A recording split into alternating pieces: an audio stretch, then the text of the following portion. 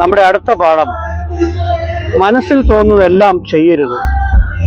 എന്തു ചെയ്യുന്നതിന് മുമ്പും ആലോചിക്കുക.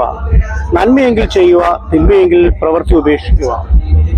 പലപ്പോഴും നമ്മുടെ ചിന്തകളാണ് നമ്മളെ കുഴിയിൽ ചാടിക്കുന്നതും ഉന്നതങ്ങളിലേക്ക് എത്തിക്കുന്നത്. പക്ഷേ നമ്മുടെ മനസ്സിലുള്ള എല്ലാ കാര്യങ്ങളും നമ്മൾ ചെയ്താൽ ഒരുപക്ഷെ അത് നമ്മുടെ അധപതനത്തിലേക്കും തിന്മയിലേക്കും എല്ലാം നമ്മളെ കൊണ്ടുവന്ന് എത്തിക്കും.